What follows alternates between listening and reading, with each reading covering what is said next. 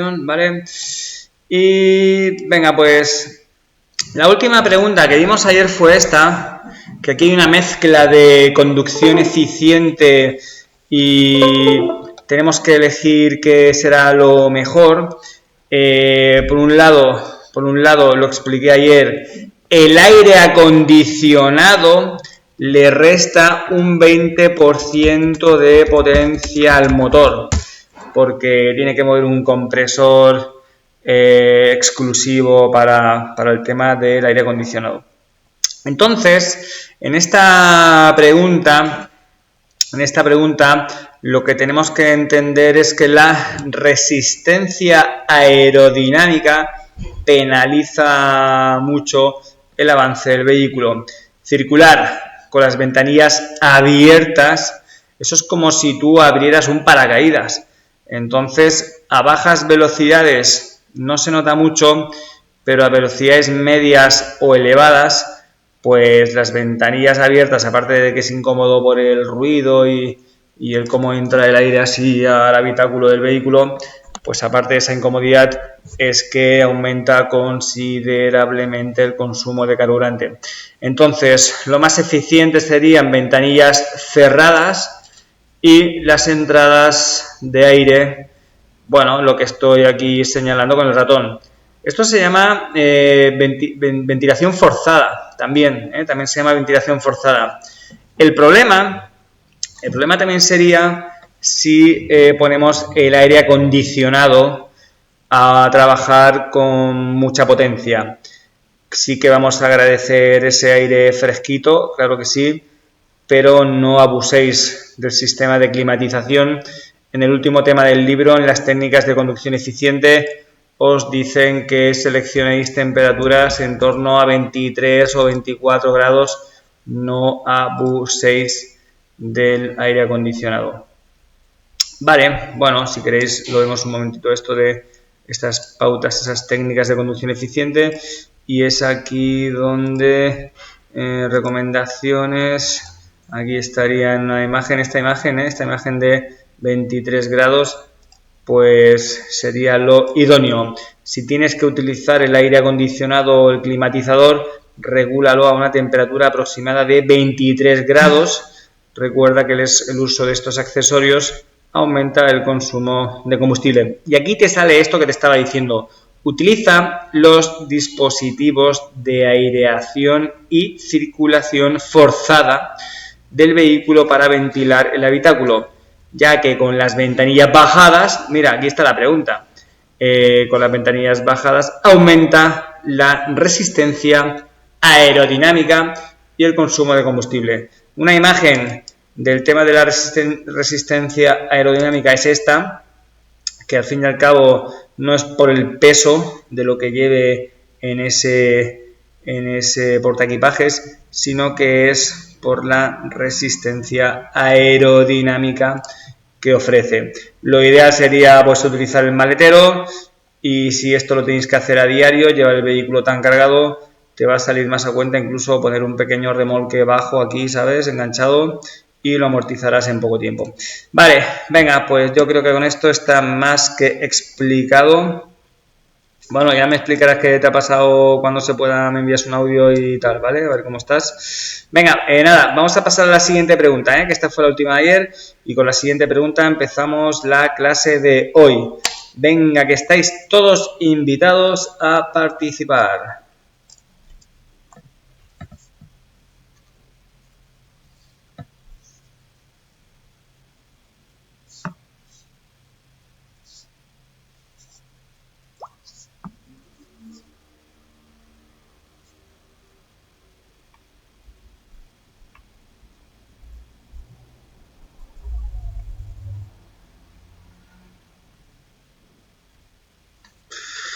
Bueno, a ver qué decís por ahí. Vale, la típica frase es a los 200 kilómetros o 2 horas, incluso cada vez se invita a menos, ¿vale? Y esa es la pauta que deberíamos llevar a cabo. No es que esté prohibido, no es que estemos obligados, pero es un muy buen consejo tener un poco programadas las paradas que vayamos a hacer a lo largo del viaje Incluso, hola Esme, ¿qué tal? Bienvenida. Incluso otra cosa que os quiero explicar, que a veces salen las preguntas de los test, tendríamos que estudiar incluso a qué hora, bienvenida, tenemos que estudiar incluso a qué hora va a amanecer y a qué hora va a atardecer para programar nuestro viaje. Si es un viaje de 6, 7, 8 horas, pues dentro de todo lo que tenemos que preparar, planificar, a qué hora vamos a comer, a qué hora tomamos un café, en qué momento y en qué lugar hago las paradas técnicas cada 2 horas o cada 200 kilómetros. Hay preguntas en los test que dice que también sería bueno estudiar incluso hasta qué hora se va a poner el sol, porque claro, si tenéis que pegaros 3 o 4 horas con el sol de cara porque coincide con el atardecer el itinerario que estáis haciendo, bueno, pues si podéis cambiar un poquito el horario para llegar antes y no tener que estar ahí esas 2 o 3 horas con el sol de cara, pues ¿por qué no? Puestos a estudiar. Bueno, pero esto es un tema así, bueno, esto sí que es un tema ya más legal, es un tema de tacógrafos, un tema de que se puede incluso multar. Ellos llevan un aparato de control, el tacógrafo, sí, esto es para los camioneros y autobuseros también, conductores de autobuses también tienen el tacógrafo ahí, que en cierto modo es un tema de seguridad, ¿no? Que ellos, pues este control les obliga a descansar porque es un trabajo de mucha responsabilidad, ¿no? Llevar un camión, llevar un autobús. Vale, otra cosa. Me gusta siempre poder relacionar estos temas con los últimos avances en la tecnología. Entonces, de los sistemas HADAS, que al fin y al cabo estos sistemas simplemente hay que conocerlos, leerlo, entenderlo y posiblemente en un futuro pues lo aplicaréis. Sensores, controles, informática, electrónica, software, ¿vale? Entonces, tenemos un apartado exclusivo de los sistemas HADAS y te quiero hablar de este sistema HADA que se llama DDR, fatiga o sueño. Vale, entonces en la columna de dirección del volante, que te voy a enseñar qué es lo que es aquí, ¿vale? Aquí me parece que tengo una imagen de esto y todo, ya me lo bajé el otro día. Vale. ¿Cómo funciona un volante? De una manera así muy rudimentaria, pues tiene un mecanismo llamado cremallera. A ver, ¿dónde está? No me lo bajé. Hay un mecanismo llamado cremallera. Aquí. Muy bien. Hostia, me voy a bajar la imagen. Guardar imagen como... ¿Qué pongo? Volante mismo. Vale. Bueno, en este elemento número 2, en la columna de dirección que funciona mediante un mecanismo de cremallera, como si fuera una cremallera, se pasea este piñón por este engranaje que parece una cremallera. Aquí, en el elemento número 2, hay un sensor que está vigilando de manera continua las correcciones que tú haces con el volante. Aunque estés circulando en línea recta, por muy recta que sea la carretera, el volante siempre se está moviendo haciendo una cosa que se llama microcorrecciones. No hace falta que te mires las manos, pero aun yendo en línea recta, tus manos no van a parar de moverse, siempre están haciendo un número de microcorrecciones. Vale, y dice el texto, sí, para la furgo se aplicará esto del tacógrafo, ellos lo están deseando también, y dice el texto, cuando disminuye el número de microcorrecciones y aumenta el número de correcciones bruscas, eso significa que estás cansado, que estás fatigado y que probablemente tienes sueño, ¿vale? Vale, entonces en ese momento ese sensor del que te estoy hablando, ese sensor pues detecta esta falta de precisión en el volante y te muestra un una imagen. Normalmente la imagen es de una cafetera humeante. Puede que te haga un aviso sonoro. Puede que te dé un toque de vibración en el volante. Puede que el volante vibre un poco para darte un toque de atención. Y bueno, este sería el dibujito de del café humeante. Y bueno, el sistema te está avisando de que estás fatigado y te invita a que hagas una parada y que te repongas un poco, ¿no? Te tomes un café, te refresques un poco, bebas agua, vayas al lavabo. Acuérdate que las bebidas estimulantes, y me refiero simplemente a café, Coca-Cola, Red Bull, tienen un efecto llamado efecto rebote. Y es que estas bebidas estimulantes a corto plazo sí que funcionan bastante bien porque te van a dar ahí una dosis extra de energía, pero luego cuidado porque la caída hacia el sueño será más pronunciada. Vale, sí, esto ya es un síntoma más propio de vosotros mismos, que si notáis que parpadeáis con mucha frecuencia y continuamente, continuos movimientos en el asiento, bueno, te duele la espalda, te duele la zona lumbar, ya estás ahí, pues eso, la fatiga, ¿no? Hace que no estés cómodo con la postura, continuos movimientos en el asiento y un parpadeo así muy frecuente, también son síntomas de que estamos fatigados. Esto del parpadeo, a ver, sí que es lo que estamos hablando, pero quiero enseñaros otro sistema ADA. Este me da miedo a mí, ¿vale? Este se llama ADR, distracciones del conductor. Este sistema ya, no sé, como que te deja ya casi sin privacidad. Es una cámara interior que vigila tu cara y tus manos. Un sistema que ayuda al conductor a mantener la atención en la situación del tráfico y que le avisa cuando se distrae. ¡Dios! Monitorización facial mediante el procesamiento de la información obtenida a través de las cámaras situadas en el habitáculo.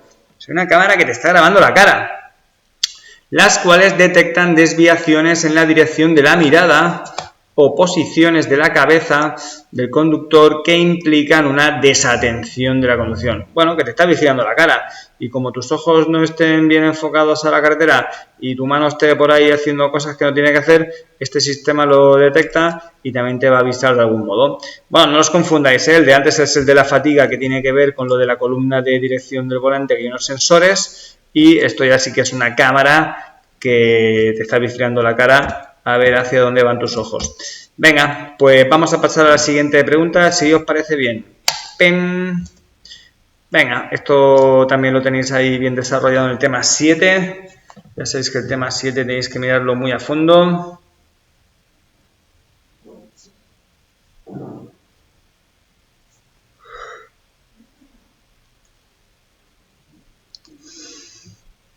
Vale, veo que este tema lo domináis, es esa, ¿vale? Y quiero desarrollar el tema porque quiero hacer énfasis en los bomberos. Ahora veréis por qué quiero hablar de los bomberos. Porque mira, costes materiales, costes sanitarios, todo esto es fácil de deducir y de entender. Y costes materiales... A ver, que hay mucho dinero en un accidente de tráfico, hay mucho dinero. Por suerte, para eso tenemos un seguro contratado. Pero si nos pasaran la factura de todo lo que conlleva un accidente de tráfico, en los daños materiales ya es bastante dinero, porque reparar los vehículos, reparar la vía, reparar una glorieta, reparar una farola, reparar un árbol que se ha roto, pues todo esto sí, tiene un coste bastante elevado. En costes sanitarios aún más dinero habría que emplear si viéramos las facturas de los hospitales, las intervenciones, las medicaciones, los días de hospitalización, las indemnizaciones, las rehabilitaciones y todo eso. La factura, pues esto ya depende de cómo, necesitaríamos 3 vidas para pagarlo, pero por suerte tenemos nuestra compañía de seguro que ya se encargará de ello. Pero cuidado con el consumo de alcohol y drogas hay que saber que esto es un tabú, hay que saber que si en el accidente de tráfico hay consumo de alcohol y o drogas, pues la compañía de seguro no se va a hacer cargo y te lo van a reclamar a ti, ¿vale? ¿Qué más? En costes administrativos, pues mira, hablar de abogados y hablar de costas judiciales y hablar de procesos administrativos es fácil de entender, pero quiero destacar esto, y es que la policía y los bomberos, sobre todo hago énfasis en el tema de los bomberos, yo pensaba que los bomberos era un coste del tipo sanitario, porque es que hay hasta ambulancias de bomberos y son ellos los que van a ir a priori a hacer el rescate del cuerpo de esa persona, ¿no? Bueno, pues a destacar que policía y bomberos son costes administrativos y luego el tema de seguros, abogados, servicios y costes judiciales y tramitaciones de no sé qué, pues son costes administrativos. Y el último coste, aquí no se puede hablar de dinero porque esto no hay dinero que lo paguen, es el coste social o el coste humano, perder a un amigo, perder a un familiar o esa propia persona que pierde la salud de la vida, ¿no? Y queda con alguna secuela o minusvalía. Vale, muy bien contestada la respuesta B, perfecto, todos ahí de cabeza a la B, muy bien, el tema es este. Pasamos a la siguiente pregunta, si os parece bien. Ahora, el estómago lleno, ole.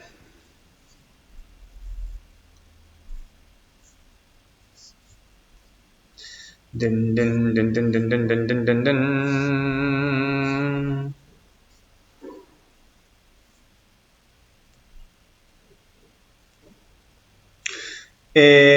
Bueno, pues ¿qué vais diciendo?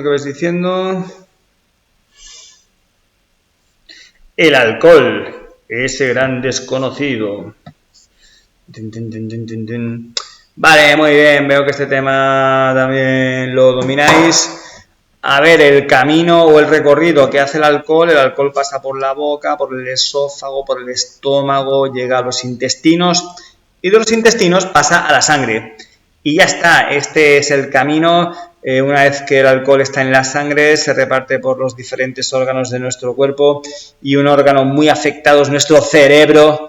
Ahí tenemos nuestro proceso de toma de decisiones, nuestro sentimiento de euforia, nuestra percepción del riesgo. Sí que es verdad que afecta a la vista y al oído y a los reflejos y tal, pero también es muy importante destacar la psicología del alcohol, cómo el alcohol pues te hace percibir un riesgo menor del existente y te envalentona, etcétera, etcétera. Total, que una vez que pasa a la sangre, el alcohol es una toxina para nuestro cuerpo y es el hígado el encargado de romper la molécula del alcohol que hay en la sangre y transformarla en lo que era inicialmente. El alcohol eran unos azúcares de esa fruta o de esos cereales. Bueno, no hace falta que sepáis tanto, pero es lógico que si el estómago está vacío, pues la absorción del alcohol como que es más directa y afecta más porque es como que entra de golpe a nuestro sistema circulatorio, a la sangre y tal. Vale, muy bien. Si queréis repasamos las tasas, que hace días que no las muestro. Ya sabéis que aún a día de hoy tenemos una tasa normal, entre comillas, y una tasa reducida que la podéis asociar a vosotros para dentro de poco, nuevos conductores, y esa tasa reducida también para los profesionales del volante. Bueno, aquí tenéis las cifras, tasa normal, tasa reducida. Se suele medir en aire, aunque se puede medir también en sangre. Esta es la conversión para hacer la equivalencia. A destacar que cuando el alcohol se mide en aire se trata de miligramos por litro de aire y cuando se trata de sangre, pues gramos por litro de sangre. Bueno, las cifras las tenéis aquí en pantalla, no hace falta que las dicte yo. Sí que te quiero decir de nuevo que la tasa reducida para vosotros dentro de poco como nuevos conductores, no te confundas con el plazo de la L. La L la tenéis que llevar durante el primer año. Sin embargo, la tasa de alcohol reducida, pues otro año más para cumplir esos 2 primeros años de la obtención de tu primer permiso. ¿Qué más? La tasa de 0,0 ya existe también.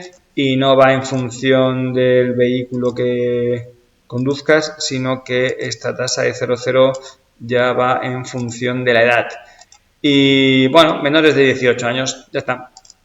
Me da igual si llevan un patinete o un ciclomotor o una motocicleta, que la tasa pues ya es 0,0 desde hace bastante. Venga, esto supongo que lo hemos hablado más de una vez aquí en clase. Esto está en proceso de cambio, o eso se dice, y esta tasa pues va a quedar reducida y unificada a 0,20 o 0,10, el equivalente en miligramos por litro de aire. Esa tasa tan reducida que dentro de poco va a entrar en vigencia es como si te dijeran 0,0, pero no te dicen 0,0, sino que te lo dicen así. Ya tu preocupación no será si me bebo una cerveza, o me bebo dos, o me bebo tres. Tu preocupación será ¿y cómo me desplazo yo ahora a ese sitio? Porque está claro que no puedo beber nada. Es que no se puede beber nada con el cambio que se llevará a cabo. Vale, muy bien. Acordaos también que hace días que no hablo, que la tasa de alcoholemia tiene una evolución en el tiempo que tiene que ver con esta gráfica.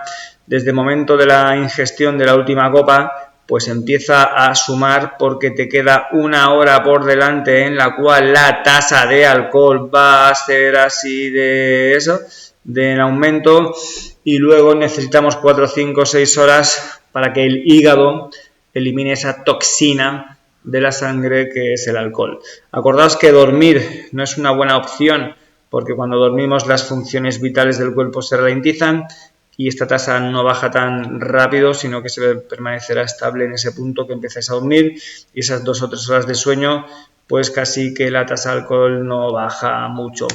Bien, acordaos también que esto hace días que no hablo, es un tema muy como legal y como muy burocrático, ¿no? Y claro, los motivos por los cuales tenemos que colaborar con estas pruebas de detección de alcohol y o estupefacientes. Lo que más se suele ver en la calle son los controles preventivos. Simplemente que la agente de policía sospeche por algún motivo que circulas bajo los efectos de alguna sustancia o alcohol, pues ya te puede requerir para que colabores con estas pruebas. El estar cometiendo alguna infracción, ser denunciado por esa infracción, como por ejemplo pues, y utilizar el móvil, un semáforo y tal, también en ese momento te pueden someter a estos controles. Y quiero destacar la primera frase, que la he dejado para la última, porque en las preguntas de los test tenéis que destacar la palabra usuario, que es el equivalente también a hablar de un peatón. Mira, un peatón con síntomas no va a soplar. Un peatón que pasa por al lado de un control preventivo no se le puede obligar a soplar. Un peatón que cometa no sé qué infracción y esté siendo denunciado tampoco se le puede obligar a soplar. Cuidado con el tema de los usuarios, que engloba también a los peatones, que el único caso en el que se les puede pedir esta colaboración es cuando estén implicados en un accidente, y no porque lo vayan a multar, porque no hay una tasa máxima permitida para peatones que te puedan multar si la superas o no.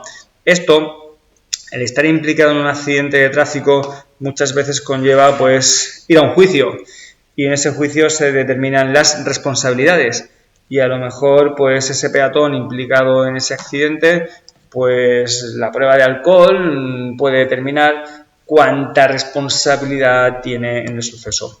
Vale, total, que esto por aquí hecho, esto por aquí hecho, y siguiente pregunta, y venga, vamos a la siguiente.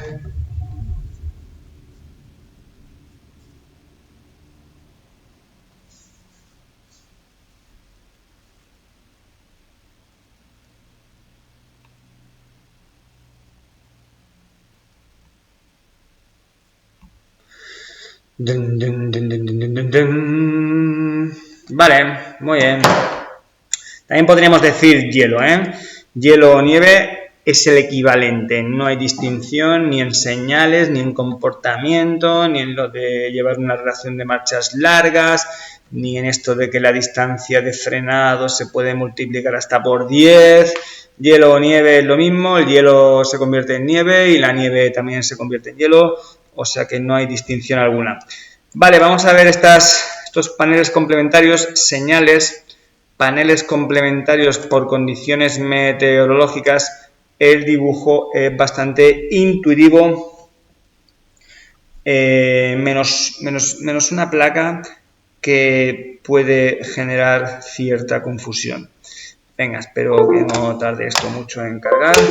Vale, ponemos esto así en plan clásico. Venga, arranca. Señales de indicación. A ver, esto por aquí. Señales verticales. Señales de indicación. Paneles complementarios. Y esto. Vale. Panel complementario por condiciones meteorológicas. Vale, bueno, pues distancia frontal de seguridad 70 metros como mínimo cuando llueva, en el momento de que llueva. Esto por las carreteras de Francia sí que se ve mucho y se suele combinar con señales de velocidad. Vale, pavimento deslizante por hielo o nieve, y este panel de aquí abajo, este es el de visibilidad reducida. Tiene que ver, por ejemplo, con la niebla. No me digáis viento, ¿vale? No me digáis viento con este panel, que ahí está un poco la posible confusión.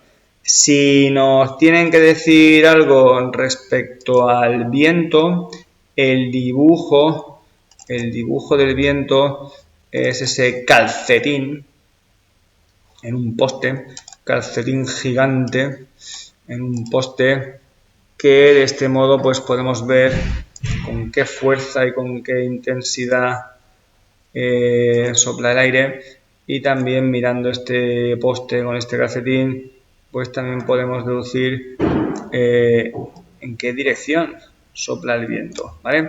Pero bueno, que no existe un panel complementario que hable del viento, pero si existiera, el dibujo sería este.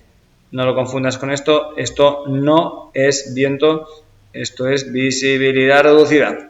Vale, perfecto, muy bien, eso es. ¡Oh! Vale, venga, pues nada, Esme, aquí estamos, tú misma, haz lo que puedas. Vamos a pasar a la siguiente pregunta. Venga, la pregunta es muy fácil, ¿vale? Y utilizar un poco la lógica. Hay muchas carreteras secundarias, comarcales, las cuales no tienen arcenes.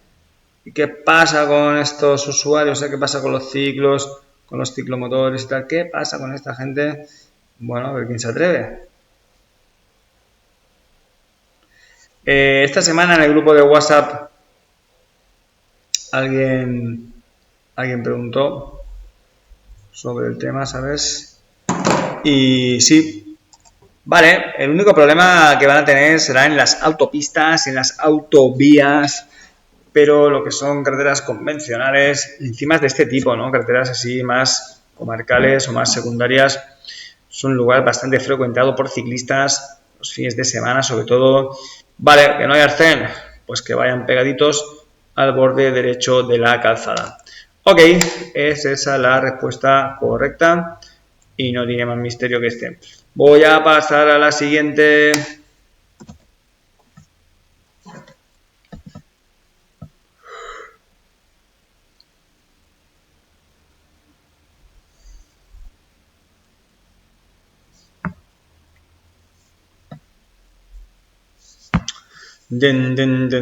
¿Qué pasa con esta? ¿Quién se atreve?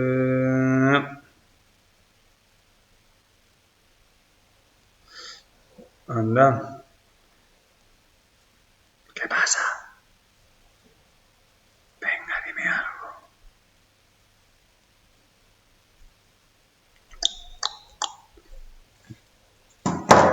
¿Qué pasa, Carmen? Solo estás tú, ¿no? Ahí. Hombre, Izan, ¿qué tal? Bueno, entonces ya veo lo que estaba pasando, y es que os estabais moviendo en un mar de dudas. Claro, es que sí, ya estamos con el dilema de qué es lo que aumenta, qué es lo que disminuye. que es más importante hablar de luces o de frenada. Bueno, vamos al lío. Ahora entiendo por qué estabais tan calladitos. Nadie se quería mojar, ¿sabes? Entonces, bueno, para este tipo de preguntas, pues lo que suelo utilizar es esta animación. Vale, ya sabéis de qué os voy a hablar. El tramo amarillo es para interpretar visualmente la existencia de ese famoso tiempo de reacción que suele ser entre medio y un segundo en condiciones normales. Y también se puede decir y se dice distancia de reacción. De momento la palabra es reacción. Tiempo de reacción entre medio y un segundo en condiciones normales, y distancia de reacción también es un término correcto. Luego, una vez que hayamos reaccionado y tomamos la decisión de frenar, llevamos el pie al freno, desde que pulsas el freno hasta que el vehículo se detiene, pues eso de color rojo se llama distancia de frenado. Entonces, el factor humano, que entre el 70 y el 90% de los accidentes queda claramente demostrado que fueron fallos humanos, pues tiene que ver con esos factores de riesgo asociados al conductor. La fatiga, el sueño, los medicamentos, el alcohol, las drogas, distracciones y tal, ¿vale? Y el problema de estos factores de riesgo es que nos volvemos lentos, nos volvemos torpes y tardamos más en reaccionar, y esto es lo que pasa, aumenta el tiempo de reacción, y también podríamos decir de manera correcta que disminuye nuestra capacidad de reacción. Lo que aumenta y lo que disminuye no es la reacción, lo que aumenta y lo que disminuye es o el tiempo o la capacidad. Vale, el tramo de color rojo, que es por el que nos están preguntando, tiene que ver principalmente con el estado del vehículo, sí, y con el estado de la vía, o más concretamente el pavimento. Si yo pudiera elegir, elegiría un pavimento seco, rugoso y que no brille. Ese es el mejor de los pavimentos. Y respecto al vehículo, pues quiero un vehículo con neumáticos en buen estado y frenos en buen estado, y la suspensión, ¿vale? La suspensión que esté en buen estado también, porque esto es como un tridente, ¿vale? Neumáticos, frenos y suspensión trabajan en equipo. Vale, si puedo elegir, pues elegiré que no vaya muy cargado el vehículo, por el tema de la distancia de frenado, estamos hablando. Y bueno, y una velocidad, pues acorde a la situación, una velocidad adecuada. Esto sería lo más perfecto. ¿Qué pasa aquí? Cuando el vehículo está en buen estado, o dicho de otro modo, cuando el vehículo tiene algún problema, a la distancia de frenado, que son 10 metros, imagínate que los neumáticos están desgastados, imagínate que el pavimento está mojado, imagínate que el vehículo va muy cargado. La distancia de frenado 10 metros, el problema sería que esta distancia aumentará. Porque mira, un ejemplo de frenar en seco 10 metros en esta simulación, de frenar en seco 10 metros a frenar en mojado, la distancia de frenado se puede multiplicar hasta por 10, o sea, hasta por 2, Estaba pensando ahora en lo del hielo o la nieve. De seco a mojado, distancia de frenado por 2. De seco a hielo o nieve, lo he dicho antes, por 10. Vamos a la pregunta. Es decir, ¿vale? Es quizá la que menos chicha tiene, ¿no? La que menos importancia le vamos a dar, ¿no? Cuando estemos ahí conduciendo. Oye, mira, que esto pasa en diferentes situaciones. Si el vehículo va muy cargado, pues la parte delantera del vehículo apunta hacia arriba, el morro del vehículo se inclina hacia arriba y puede que molestes con las luces que normalmente no molestan. Cuando hay oscilaciones en el terreno, cuando hay resaltos, cuando hay cambios de rasante, cuando hay muchos baches, pues estos vaivenes del vehículo también puede hacer que molestes a algún vehículo. Y entonces, si el amortiguador no está bien, no hace bien su función de absorber las irregularidades del terreno, sí que tiene un problema con la distancia de frenado, y es que aumentará la distancia recorrida mientras frena. Aumentará. Nos han vendido la moto. Lo siento, señores. Hemos caído ahí algunos en este dilema de qué es lo que aumenta y qué es lo que disminuye. Venga, pues a veces, para llegar a la respuesta correcta, el sistema que os invito a que empleéis es eliminar falsas. Y una cosa que os digo, normalmente la que es buena y la que no es buena suele ser falsa. Y es lo que está pasando. Siguiente pregunta.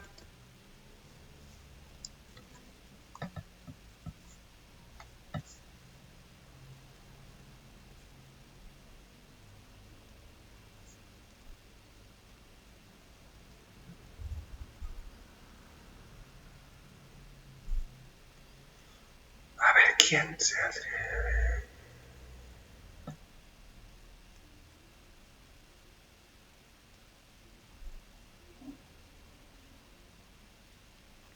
Bueno, ya os vais tirando de la piscina, ¿no?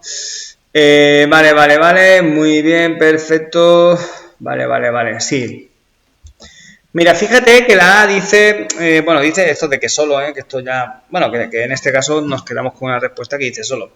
Pero claro, cuando tú dices los vehículos de dos ruedas, vas a meter aquí a la motocicleta también, ¿eh?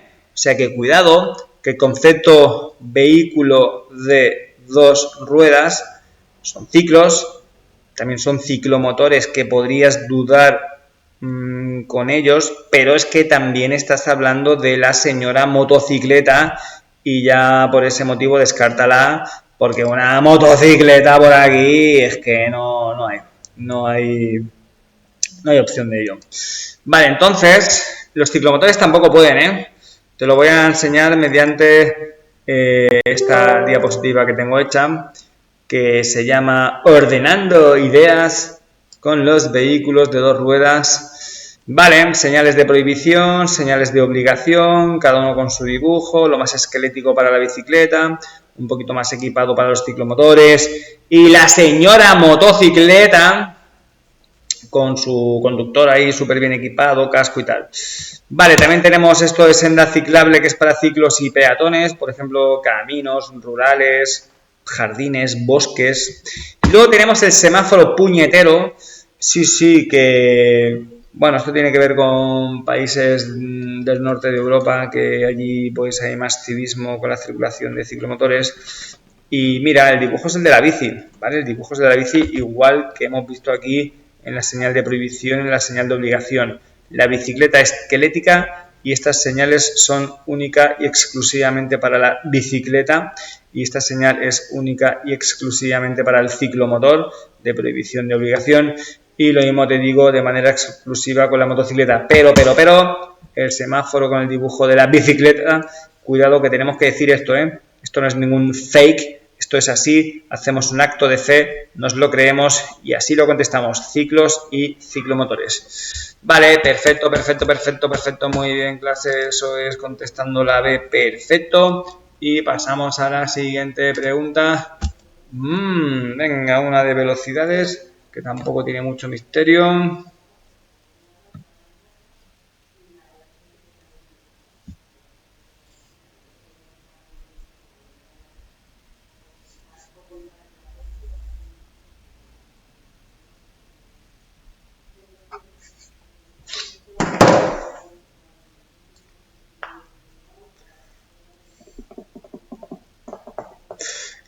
Vale, venga, es fácil, ¿no? O sea, ya está. Si es que esto no tiene más misterio, ¿eh? Autopistas, autovías 120, junto con los turismos, la autocaravana y la pick-up.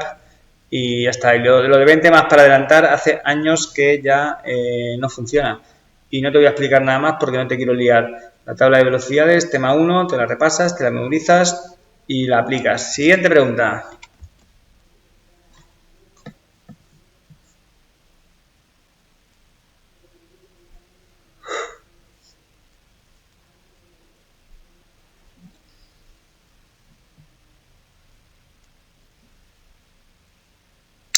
Vale. Muy bien, esto esta semana hemos hablado, creo que fue ayer. Tiene que estar en el habitáculo. La etiqueta de homologación, ya hablábamos de esto, la etiqueta de homologación de este chaleco, CE de Comunidad Europea, obligatorio 1, aunque se recomienda llevar alguno más. Vale, siguiente pregunta. Fácil también. Mira que se repiten, a veces.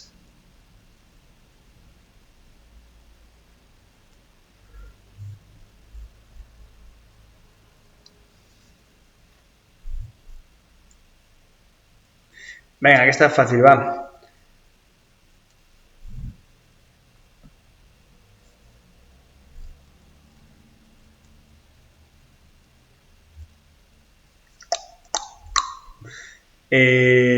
Vale, esto sí. Vale. Pensaba que estabais aún en la pregunta anterior.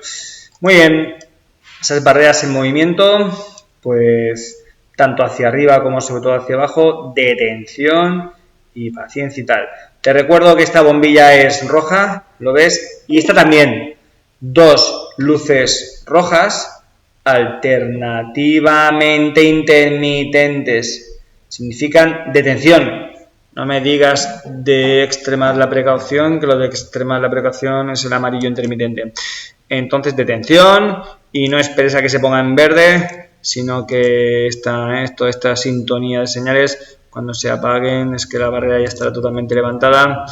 Y quiero explicarte que esta señal de luz roja, luz roja intermitente, o 2 luces rojas alternativamente intermitentes, aquí está, significa, a ver que se mueva esto, venga, por favor, aquí está.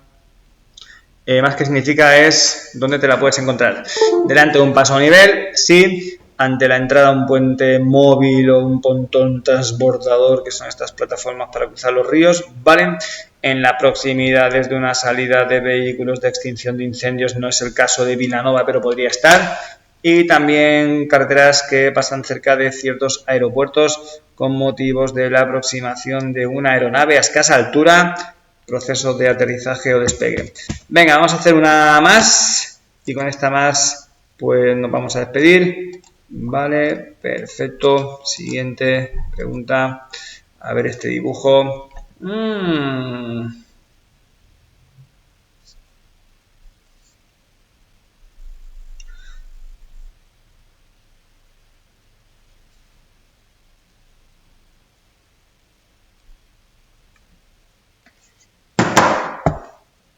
La C no es. Ya te ayudo yo.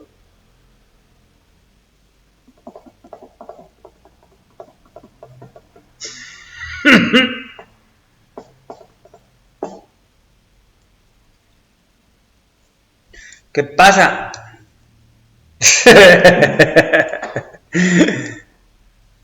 Vale, venga, yo creo que os echan una mano con lo de los taxis, porque aquí no pone nada de taxis, ¿vale? Entonces, eliminando esto de los taxis, ¿vale?